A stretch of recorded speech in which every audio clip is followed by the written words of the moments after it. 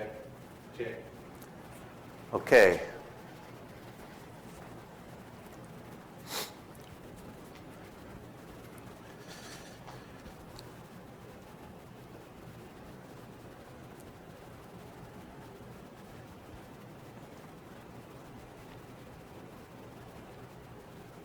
So today we're up to chapter 4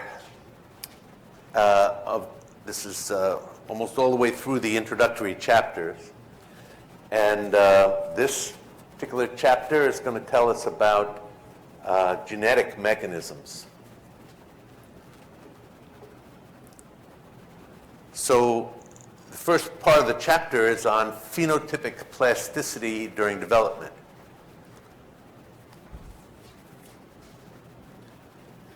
And the example that they use is instructive, and this is the comparison between an adult seal and a weanling seal. And there's a couple of useful pieces of information here. And that these are the oxygen stores, and you'll note that these are the milliliters of oxygen per kilogram. So this is scaled for body size. And so per each gram or kilogram of weanling seal, the stores are in the order of 45 milliliters of O2. Whereas in the adult, the stores are twice that, 90, okay? Now this is due to a couple of things, but mainly you can see that the myoglobin, muscle myoglobin per kilogram of muscle, per kilogram of animal, takes time to develop. So the adult has much more myoglobin for its body weight. And also there's more muscle per whole body than in a weanling, which has more fat. So, and relatively speaking, the lung size for a given animal size is smaller for the weanling. This is really due to the fact that the weanling is got a lot more body fat, less muscle development, less lung development. Now this allows the adult to dive for 3 to 4 times per hour and dive up to 1,000 meters. And in fact spend 90% of the time underwater, making these multiple dives at depth, and that's hunting and eating. The weanling can't do that. The weanling has another problem in that, let's see if we have the next slide. Yeah, so this is the comparison of the weanling versus the adult. Duration of dives for the weanling, 2 to 5 minutes. For the adult, 5 to 25 minutes. The longest dives are 2 to 3 times as long in the adult. And the depths are 5 to 20 times more for the depths of most dives, and the deepest dive is 4 to 5 times. And so given the same set of genes, the weanling and the adult have different phenotypes based upon their developmental program. As I said, the weanling has half the oxygen stores as the adult per kilogram of tissue, but also has a higher metabolic rate per gram of tissue. So that's a double whammy, and that's why some of these numbers are more than double for the adult than the weanling. The weanling has to somehow figure out within its first few dives how to eat and support itself so it can grow to adulthood and then go on and pass its genes on.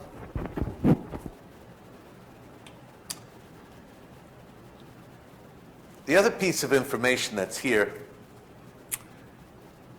is that For individual organs, with the same gene content, there's different genes that are expressed for each of the organs, and the progression of that gene expression is different given the organ. This is now for humans, and it shows that the brain develops more rapidly than most of the rest of the body does. That's the general rate of growth of the rest of the body. So that the brain has essentially reached its full-grown weight by about 7 or 8 years old. So that's why little kids look like they have big heads in proportion to their body. A baby has about 1/3 of its height, of its length is head. By the time it's a 7 or 8 year old, that the brain size has reached adult proportion. And the reproductive organs develop at a much, much slower rate, so they don't reach maturity till really 20 years old, according to the graph here. Although we know that the age of fertility may be much less than that, the full development of the reproductive system is not complete until 20 years, slower than the general proportion. Now we may be able to discuss this later on in the course, but part of what this particular graph will show us, and the implications of it for later, is that the brain, 50% of the food intake in a child goes to the brain development. It's a huge undertaking to make that brain, and it's a challenge for the evolution of the human species, was to be able to generate or to gather enough calories to support that type of a brain growth. So this little graph that looks very simple hides within it a very significant fact and limitation to the evolution of human compared to other primates, compared to other animals. The other thing to realize about this graph and the relative rates of brain versus general versus reproductive development is that these tend to be species specific. So that this is the human pattern. A rat will be different from a human, a monkey will be different, and even similar rodents like a hamster versus a rat versus a guinea pig will have different rates of development of organs. That becomes more significant when doing research on the rodents and then trying to apply it in translational studies to human. And it's something that's not often considered by those scientists doing those studies. The animal model needs to be appropriate for the function that you're looking at.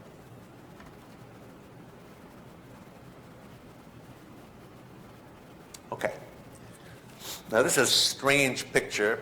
If you haven't read the chapter yet, or if you're just paging through and you look at the chapter, you see this, what this is a star map that's rotated. And so that each one of these dashes of light is a single star, and so this is a camera that's been left open for time-lapse photography, and this is probably an hour or so of movement of the star, and the light from the star moves because of the rotation of the Earth.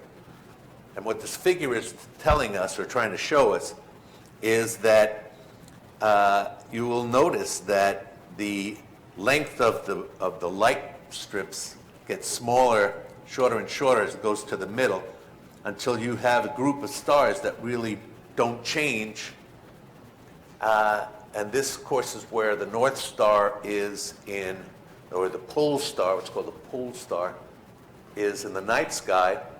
And this is the point around which the sky is revolving. And this picture is here because it's being used to tell us that newborn birds in the northern hemisphere, specifically the migrating birds, as a young bird, they're able to pick out the relative motion of the visual field and can fixate on the pattern of those central stars that don't move. And they learn that that particular pattern of stars is north. Then later the following year, after they migrate south with the flock, and then they have to migrate back, they know which way north is and how to get home based upon the pattern of the sky. And this is this can be altered.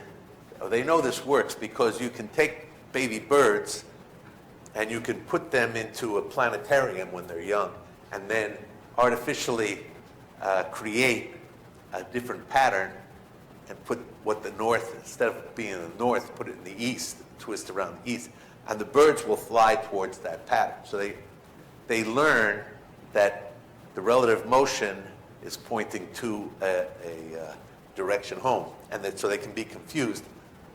But the idea here is that the brain performance then is maturing, and that once that's put in during the first year of life, then it's more or less fixed. They can't relearn it after the second year or third year. So this is a part of the developmental program, a developmental phenotype of brain performance, a complex behavior being learned by the young animal during development.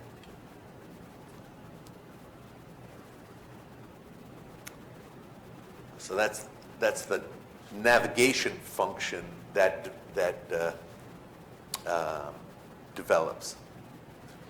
Another example of a developmental phenotype plasticity is thermoregulation.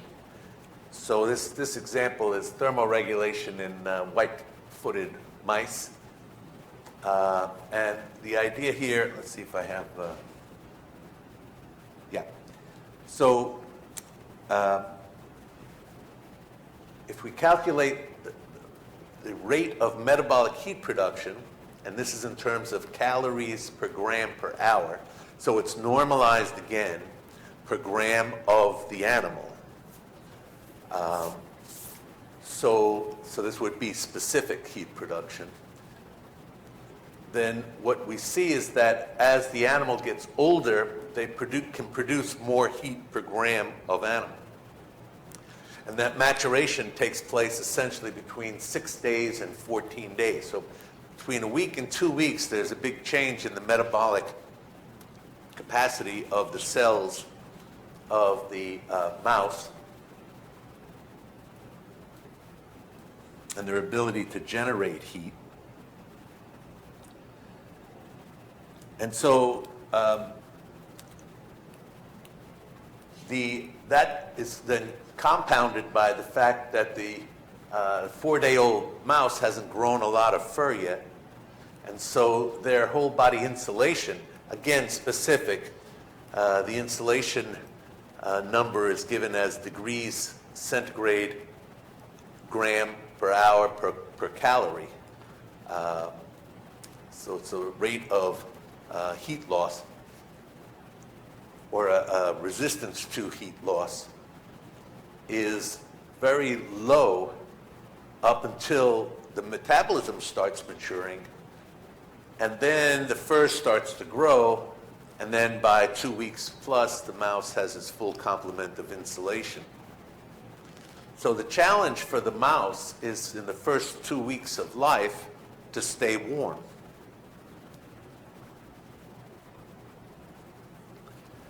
And they do stay warm, but they stay warm because they're in a group and they're with the rest of the nesting people. They certainly can't go out. So the lowest ambient temperature which they can thermoregulate until a week, until they're a week old, is about 30 degrees C. 30 degrees C is, let's see, 54, 32, it's 88. So it's 88 Fahrenheit. So that's a pretty warm day for them to be able to go out. But by the time that they've got their metabolic rate back up to the adult level and their complement of fur up to the adult level, they can go out at 0 degrees. That's freezing point. So there's, again, a maturation of their phenotype, which puts the metabolic heat production going up, insulin going up, and that allows them the behavioral phenotype of being able to go out of the nest.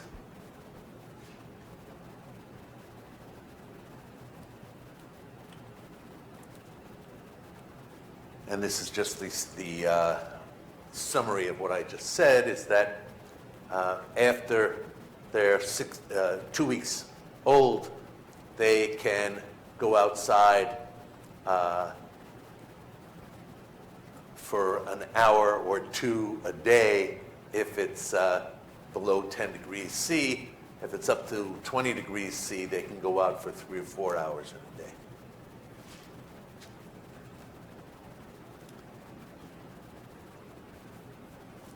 Now, also, alongside of these behavioral and more obvious phenotype, physical phenotype changes, there's also biochemical phenotype changes. So here, the example in the book chapter is in the control of the onset of gene expression in the glucose pathway.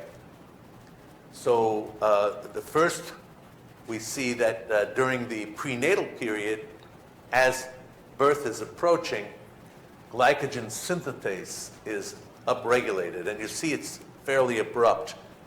The upregulation occurs within a day or two, and giving the adult component or reaching the adult levels of glycogen synthetase.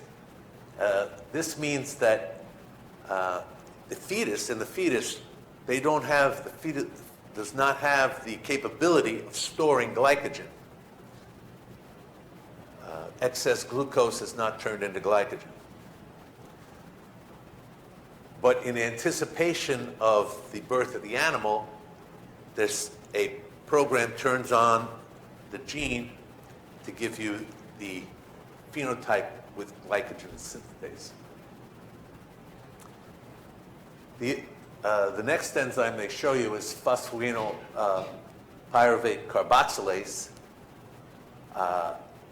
This is known as PEP-CK, phosphoenol pyruvate carboxykinase.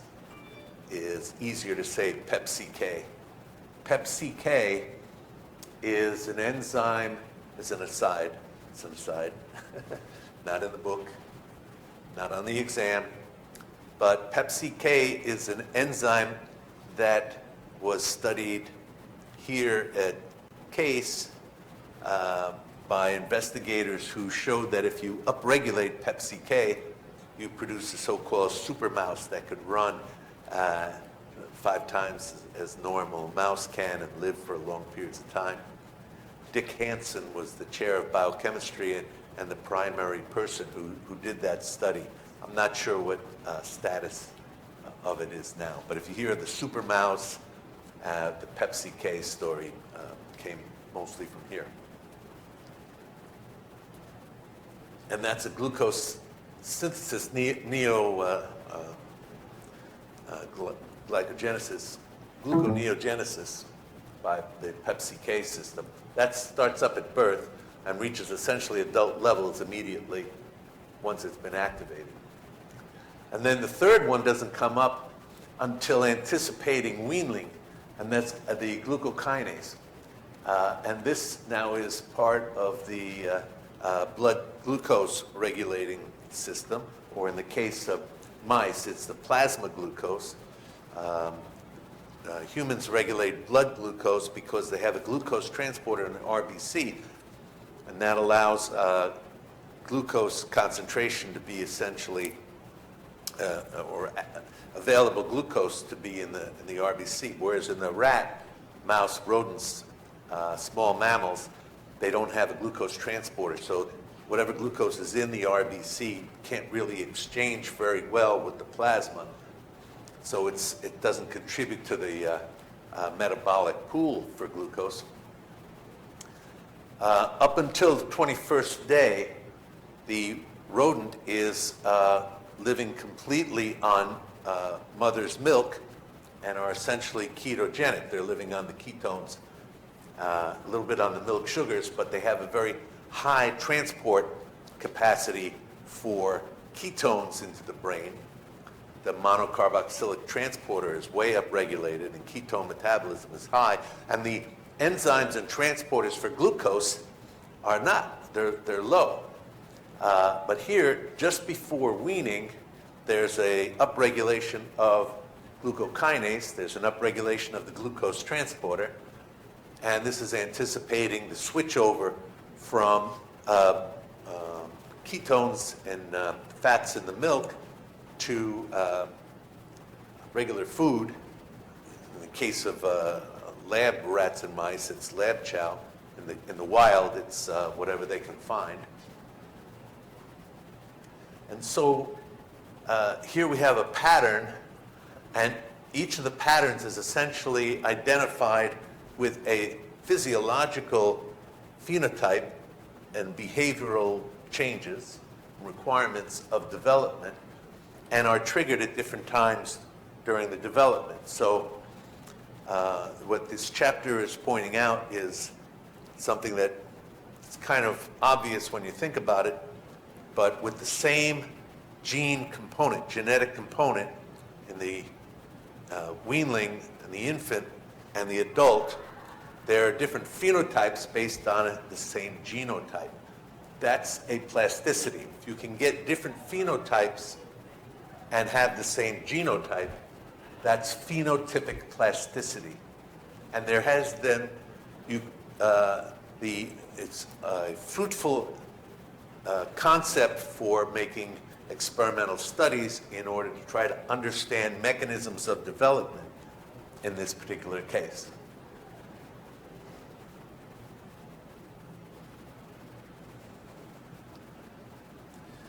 There's another example of a developmental phenotypic plasticity, and this example is it's a vertebrate, it's a fish, and this fish is making a developmental change between when they're 8 days old, the chloride transfer, since they're going to be living in a salt water solution, they have to be able to pump chloride, control chloride. In the 8-day-old developing killifish, that transport is being done mostly by the yolk sac membrane. By the time the fish is 15 days old, 2 weeks, those transporters are now showing up in the skin around near where the gills are. And then by the adult, you can't see them at all. They're hidden by because this transport is being done by the gills.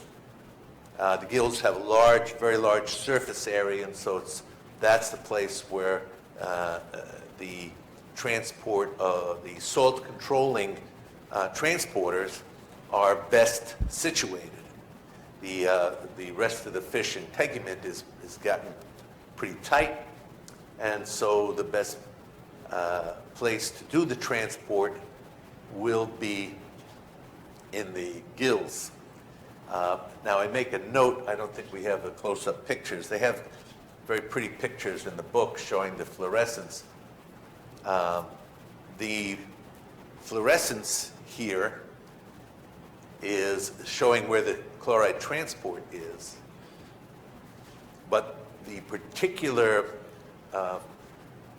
test that's being done here is a antibody to the sodium-potassium ATPase has been reacted with the fish, and then that's been bound to a fluorescent tag.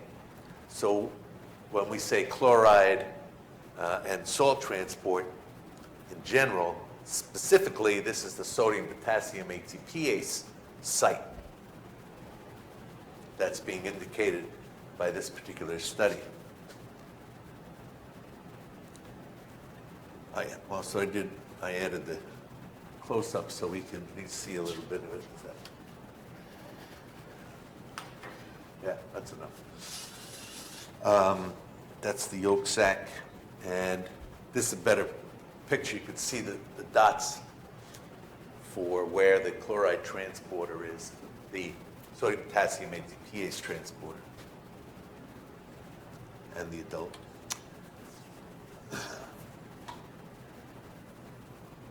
Okay. So now that gene expression, that phenotypic plasticity, as a result of control of gene expression, how might that be accomplished? Well, one of the things that we see is that part of the programming and control of it includes message. So this particular graph is showing in the mouse the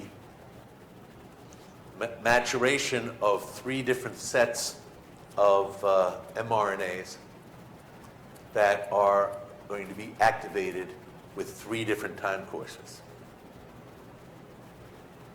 And so the various time periods result in different patterns of expression of the mRNA. So if you would look at a vertical line and you would pick day -7 or 8, we have all 3 of these signals are, well, these 2 are below 20% of maximum, but already set 1 is up at 40. It's almost double, more than double what it is.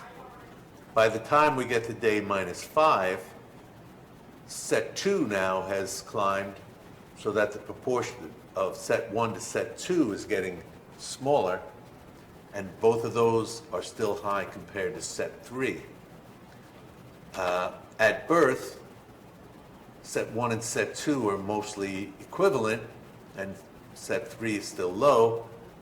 By 10 days or 15 days after, set 1 has declined, set 2 is about equivalent to set 3. So there's a different pattern at each time point in which the mRNA signals from these 3 sets alone will have will be controlling the release, the protein synthesis differently at the different periods of time. This contributes, the pattern of the mRNA contributes to the pattern of which proteins get made when. Again, this is all developmental programming of genes expression and gene transcription as part of the mechanisms which control developmental phenotypic plasticity. So, just to get on the same page here, so phenotypic plasticity is the ability of a single animal with fixed genotype to express 2 or more genetically controlled phenotypes. This hammers it over and over and over again in this chapter to remind us that just knowing the genes, it's like last chapter, just knowing the genes is not enough to tell us what the phenotype is going to be. Not only doesn't tell us what the phenotype is going to be, but you can have multiple phenotypes from exactly the same pattern of genes. Now, we have some human examples. And example one that they use in the book is the age of menarche. Menarche is the first menstruation. And the age of the girl at the time of menarche in the mid-19th century was older than the age of girls at menarche in the second half of the 20th century. This is results of a particular study. So here we have again, similar gene set. It's human is human is human, and yet the expression of the age of onset of fertility is now changing due to environmental differences. So this is thought to be related to the nutritional availability, the number of calories available, and the quality of the nutrition, vitamins, minerals, diversity, things like that. With the quick summary that the healthier girls reach maturity faster. The second example is height, and there's two major pieces of evidence in this case. So height of a child as a function of age shows relationships to environmental quality, again, nutrition, but also air quality, water quality, crowding, disease. And that one looked at 3 different groups of children in England, separated by time and space. But also there's an interesting study which showed that Mayan children, these are from Guatemala, many of the population in Guatemala are descended from the Mayans and maintain a Mayan population and identity with the Mayan genetically. And a study was done with within the same group and families of Mayans, some of them who had migrated to the U.S., others that had stayed in Guatemala, and by comparing the children at the same age of the same ethnic group, those children who were in the U.S. Were 2 inches taller than those who stayed in Guatemala. Again, the idea being access to nutrition, to water, disease prevention and protection, etc. So these show, again, these studies show that developmental environment can exert strong effects on individual phenotype. We'll see this a little bit later today, too. Now, this is the British children's study. And so the standard control comparison is what are called recent children, so close to modern times. And age in years, starting from 8 years old, running up to 17, and height in centimeters. And this is the progression, kind of reaching adult height at about 17 or 18 years old.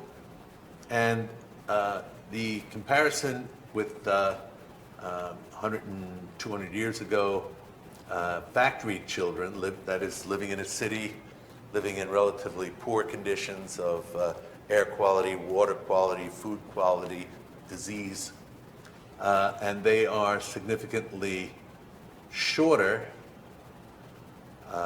So this would be probably 125 to 130, probably about almost 5 to 10 centimeters. Again, that's about 2 inches difference. You can make the calculation. And then a third group were children in a medieval village. So this is done from anthropological digs and looking at the estimated height from skeletal remains from medieval village. And those are just slightly less than, but more or less track the factory children, or even bigger difference with modern children. These ideas have been played around with for a long time. There's information available from, for example, we know from the Roman army records the average height of the Roman soldier. There was a minimum height to be considered a Roman soldier. The British also kept really good records about their army, the soldiers' heights and weights going back many years. And again, there's a progression in that if you can, and all of this is based on the idea that the height of humans has in the past been limited by nutritional availability. That again is calories, mainly calorie availability, but also quality of the food, that is protein and the types of protein that are available, and the total number of calories, especially as available to the developing child. Makes a very big difference in what the final phenotype will be, not just in the height, of course, but what they're trying to get us to realize with this chapter is if the height is limited by the environment, that means that the whole genetic program has been altered to result in that height, that's a response that involves control of genes. And it's not just the limitation of energy that means that the protein's not made, it's a sensing of the lack of energy that suppresses some genes and activates other genes. So it's a programmed plasticity in response to the environment. Actually, there's two types of this plasticity when you think about it. And the first one they give you is a phenotypic plasticity that's programmed due to positive selection. And so what this is kind of a corollary to what I was saying, and that is here we have two species of mollusks, essentially. And they have developed through evolutionary selection a response that if there is crabs anywhere nearby, and they don't have to be there, they have to just, you can take water that crabs have lived in, and the same effect will happen. So they're sensing something that comes from the crab, but what that does is activates a genetic program that makes the shells stronger. In the absence of the crab, they don't need stronger shells, but in the presence of the crabs, they have to have stronger shells to have a better chance of survival.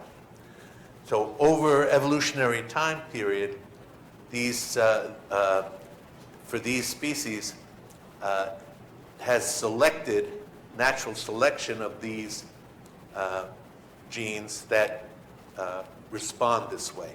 So it's a phenotypic plasticity stimulated by an environmental cue or signal that in this case is positive for survival. It's a positive selection through an evolutionary response.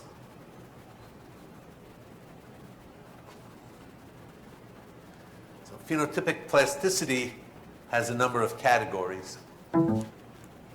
Here we have what I just said, marine mollusks synthesizing thicker shells due to the presence of predators is programmed plasticity. But rat pups deprived of adequate protein develop memory and learning deficiencies, an example of forced plasticity, not the product of evolution necessarily, but simply pathology. And this is similar to what we have with the height of children versus age as a product, as environmental conditions producing a forced plasticity.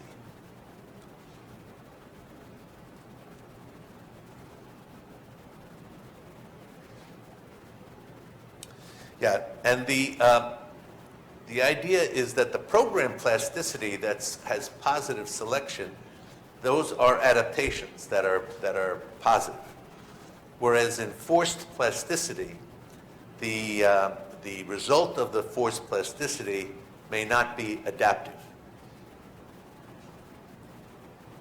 Another example of phenotypic plasticity is something called polyphenic plasticity. And this is where two genetically identical individuals can assume two or more environmentally induced distinct body forms. And so what the example they use here is seasonal polyphenism. And so these are moths that are exactly the same, but if they were developing in the spring, they had darker wings. If they develop in the summer, they have lighter wings. So the same batch of eggs, if you delayed one to spring versus summer, would have this different result. So this is an environmentally determined phenotype working on the same set of genes, essentially. This is then thought to be a adaptive, positive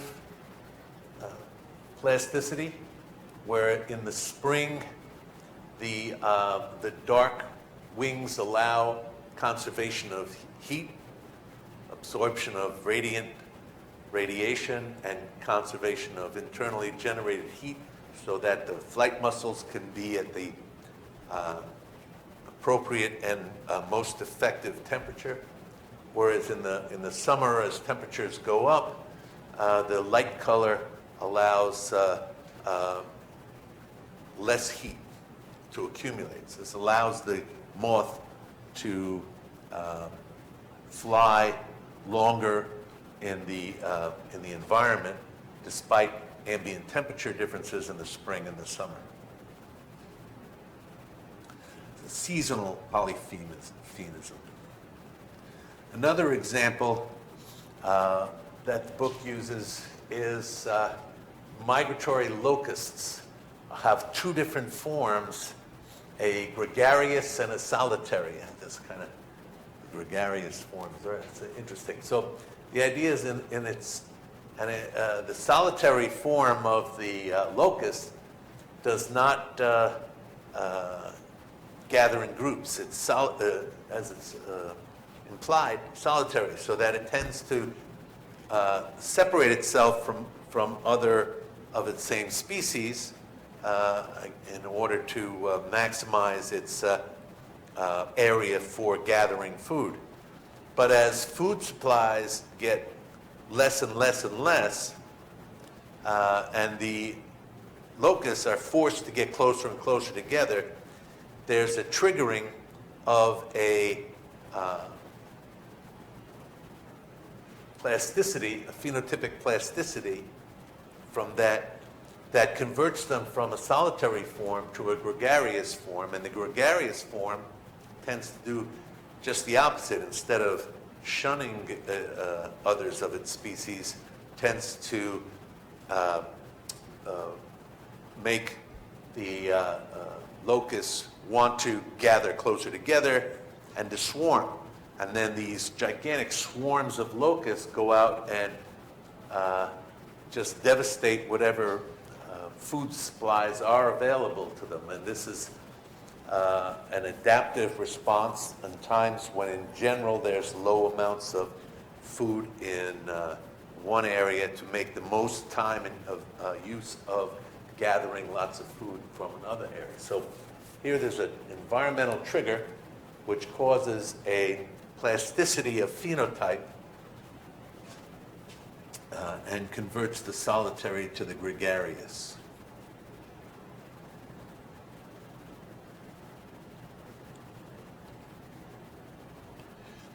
The book mentions also later on in the chapter that when we get to epigenetics, that the gregarious, the change that goes from the solitary to the gregarious causes epigenetic, is done by epigenetic means, and that means that the offspring of a gregarious form of locust is more likely to form a gregarious swarm later in the next generation. So it's transmission of that. Now, not just insects show this type of polyphenic plasticity. We talked about the moths and the locusts, but there's polyphenic plasticity in fish, lizards, and turtles. For example, they have a temperature-dependent sex determination, and that is depending upon the temperature of the water during development of the eggs to embryos will cause a change in the population ratio of females to males. So again, this is a temperature-dependent environment, but a temperature-dependent plasticity, phenotypic plasticity. And there's another interesting one that the chapter talks about, in that there are some frogs that produce tadpoles of two different types. And the types are discriminated on the basis of their behavior and tail anatomy. So some of the tadpoles have longer tails and are able to move faster and respond more quickly to disturbances in their environment, in ambient environment. And it depends upon whether there's predators in the water, again. So if there are predators, then the embryos tend to develop into one tadpole type compared to the other tadpole type. There are adaptive advantages to either way, either one, but it's determined by the environmental conditions that will make one form more optimal than the other. And this is done, again, the comparison and the thinking that we're in discriminating, we're talking about in the chapter, is that this is not a case of the frog makes 100 tadpoles, 50 of one kind, 50 of the other kind, and then depending upon the presence of predators, one group lives and the other group doesn't. This is, as the egg develops, as the 100 eggs develop, if there are predators there, they develop one way, not the other. So it's a genetic program responding to an environmental stimulus, not just a selection process based on rigid genetic induced phenotypes that either survive or don't survive. And again, the water flea has the same type of plasticity. All right, that brings us to epigenetics now. This is a subject area that probably 20 years ago, nobody really thought too much about it. It was just beginning probably to be thought about in the 90s. But the significance of it has not really become apparent until about, or reached the general scientific population until about 10 or 15 years ago, and the number of papers being published on epigenetics as with most subject areas where there's a very long developmental period and then takes off exponentially, we are in the exponential growth phase of epigenetic research. And there's a bias, or was a bias, against these ideas. When I was in college, we were taught very specifically the fallacy of Lamarckian inheritance, right?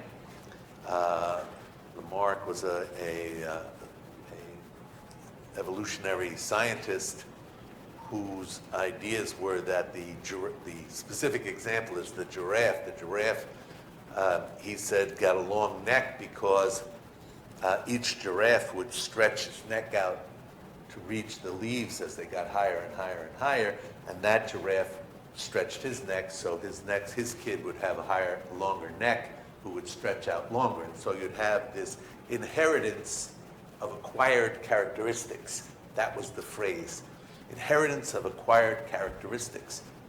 And this was really shown or thought to be definitively not possible and not the case, but that natural selection was the major mechanism for evolution as it went on, and not that each giraffe would grow a neck, but it would be within a population. Some would have longer necks, which would allow them to survive better, and they would reproduce. There's a big difference between acquired characteristics being inherited and natural selection of the population. Well, it turns out that Lamarck may have missed it on the global view of things, but because of epigenetics, we realize that there is a degree of inheritance of acquired characteristics. And that's opened up as I said, a whole new area of trying to understand the variation in the adult population, and especially with respect to pathology. So a couple of aspects of the epigenetics just to cover again, so we have the same language that we're talking. Epigenetics refers to modifications of gene expression with no change in DNA sequence that are transmitted when genes replicate. A gene affected in this manner is said to be marked or tagged. So epigenetics is where a modification to the gene is made, and that modification stays with the gene. It doesn't change the sequence, but it has an effect on when and how that gene is going to be expressed. So I didn't actually say after number 2. So number 2, the main way that, or the first mechanism is by methylation of the DNA itself. So there are some of the bases on the DNA ladder that are methylated. A methyl is put on the base, and the presence of that methyl will affect whether or not that gene is expressed or not. Usually, putting on a methyl to the DNA will impair that gene expression. But not always, because sometimes the methyl goes on to a part of the gene that is acting as a suppressant. But for the most part, increased methylation of DNA in general will suppress the gene that the methyl is attached to in the DNA. So that's the first mechanism. The second mechanism is by modifying the histone, not the DNA. So the histone can be modified again by methylation, acetylation, or phosphorylation. And that will affect the ability of the histone to unravel and to present the gene for transcription or not. Another point we have to remember is that phenotypes arising from epigenetic modifications may be adaptive or not. Again, we talked about those responses to the environment changing, causing phenotypic plasticity. One of the ways phenotypic plasticity occurs, the control of gene expression, is by epigenetic mechanisms. And so some of those epigenetic mechanisms may be positive. Environmentally induced change in methylation of DNA will lead to one program versus another. But that response from the environmentally stimulated change may not be a adaptive one. It may be a forced plasticity that is not adaptive at all. And now if we take the set of all epigenetic marks in a cell or tissue, that is all of the methylated DNA, all of the methylated, acetylated, and phosphorylated histones, we add all those together, that would be called the epigenome. As opposed to the genome, this is the epigenome. Again, I promise lots of ohms. It's a very popular thing these days is ohms. So this is the epigenome compared to the genome. A subset of that is the methylated DNA description. So if you would give a description of all the methylated DNA sites, that would be called the methylome. I don't always know the usefulness of these types of descriptions, but since it's in the literature and it's in the book, we ought to be familiar with it so that we can have the conversation. And this is a kind of a little cartoon depiction of the idea of methylation. So here we are in a nucleus and a chromosome with DNA, and some environmental stimulus or agent or something activates a methylation enzyme, and methyl gets put onto the DNA.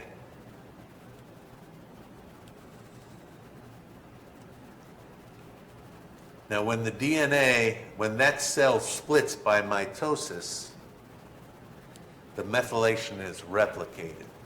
Okay? So this means that when you have methylated a set of DNA in a cell family, developing cell family, as those cells divide, they keep the methylation. This is an example of somatic inheritance or mitotic inheritance.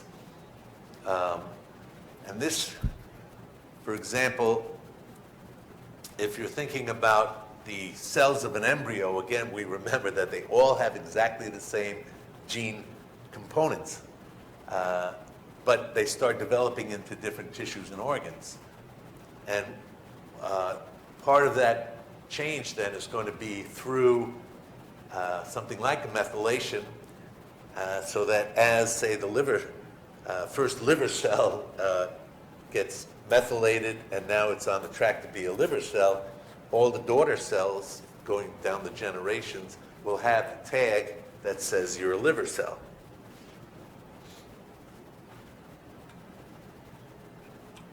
I think that was...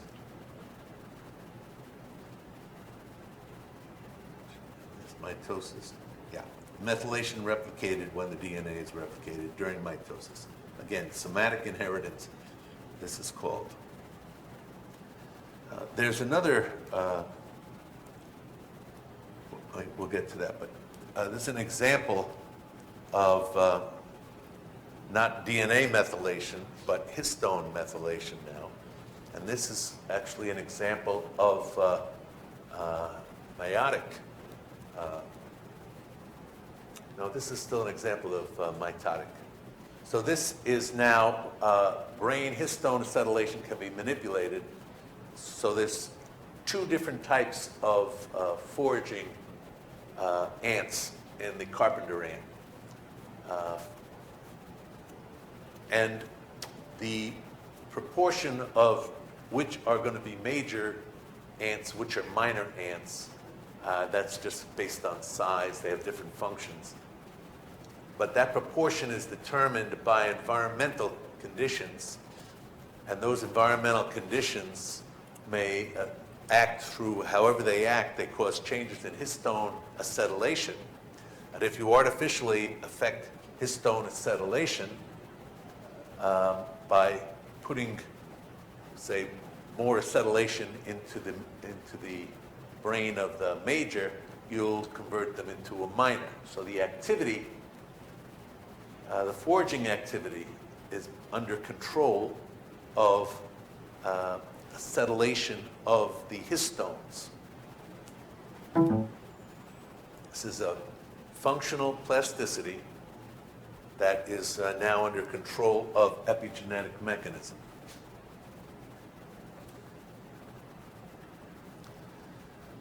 And that leads us to what is going to be a meiotic or inherited change. But this is an observation. The book doesn't actually mention the Barker hypothesis or Barker himself. But Barker, British physician in the 90s, early 90s, or 1990, I think was the first actual paper, came up with the proposal of the thrifty phenotype. And the idea of the thrifty phenotype was that if the developing organism, and he was dealing with humans, so he's talking about early infants and toddlers, and if they're exposed to deprivations, then they're going to then there's a response to that that is epigenetic that will then affect their response to metabolic stresses for their whole life. So, putting it in more succinct terms, here in number 3, the early life metabolic adaptations help survival by preparing for likely adult environment. In other words, the idea is, without getting too teleological, is that if there's deprivation when the child is developing, the conditions are bad then, then it's likely they're going to remain that way.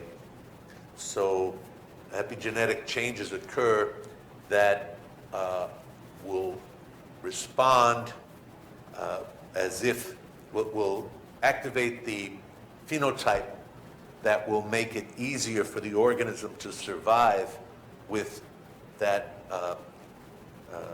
lowered expectations of environmental availability. So kind of a simple way to put it, not 100%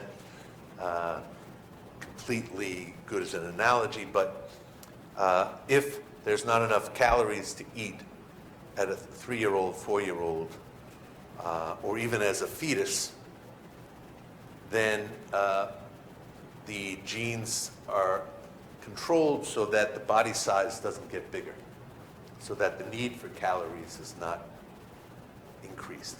That's why they mean by thrifty. If times are going to be tough calorie-wise, well, then no extra investment in body mass will be made to try to maximize survival. And the outcome of this, so even if there is a mechanism that is in place that will try to adapt to the lowered availability, that is not necessarily as successful a response, especially if the conditions then change later on. So that what we know now, his observations, especially by Barker and his followers, that early life famine or malnutrition is associated with increased likelihood of cardiovascular and metabolic disease later in life. So what this implies, it doesn't state anywhere in the chapter, is that the alterations, the epigenetic changes in the fetus and the infant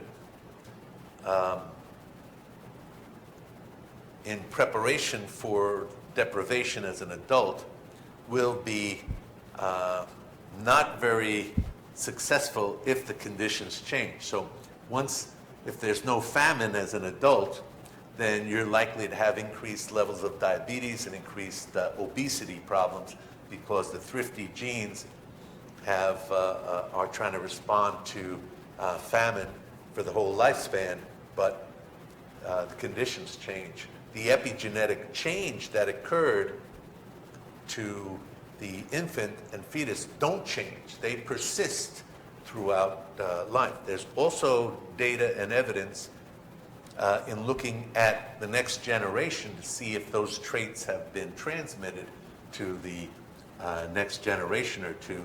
And there are significant differences in the children of those children who were faced with early life famine or malnutrition.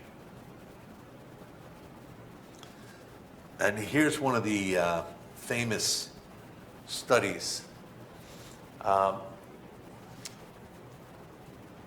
When Barker made his hypothesis, so they looked for observations that could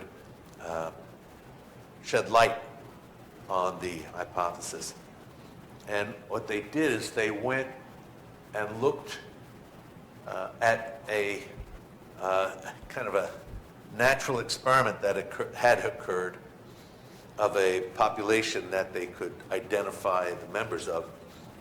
And from December of 1944 up through May of 1945, that's the end of the war. Of course, the war in Europe ended in April 8th or something.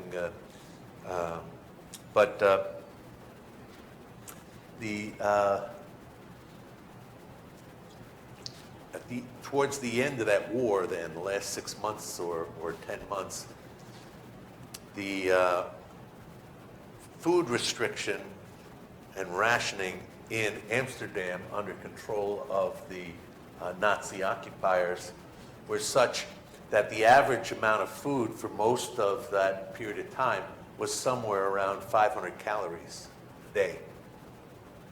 So you know that a 100-pound person requires 1,500 calories just to maintain their body weight.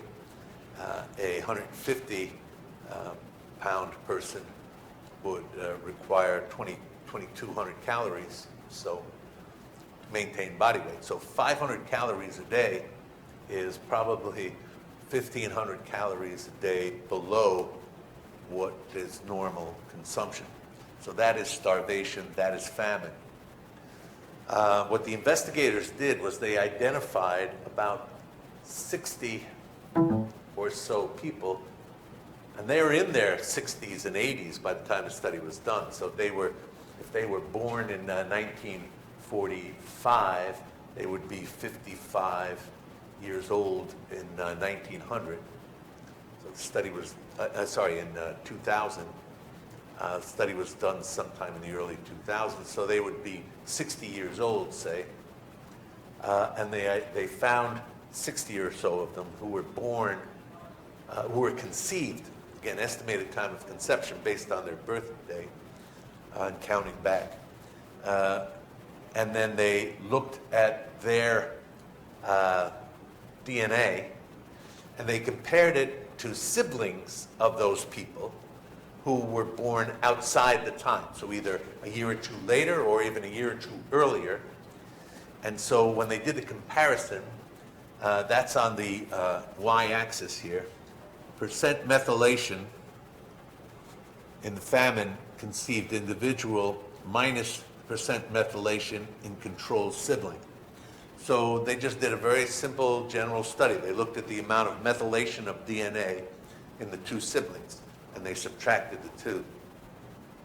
And for the most part, most of these values, and you can see the mean, are less than 0. They're negative. This means that there was less methylation in the famine-conceived individual than in the control sibling.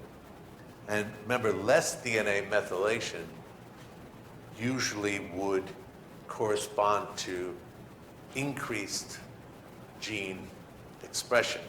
So genes that normally would be suppressed are not being suppressed. So this was a statistically fairly strong observation.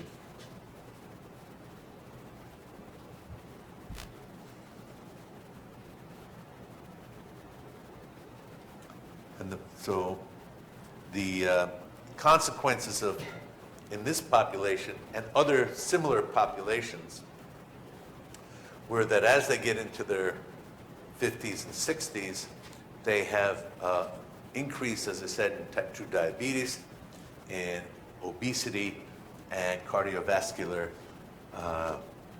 pathology and stroke. So cerebrovascular, cardiovascular problems, metabolic syndrome, essentially.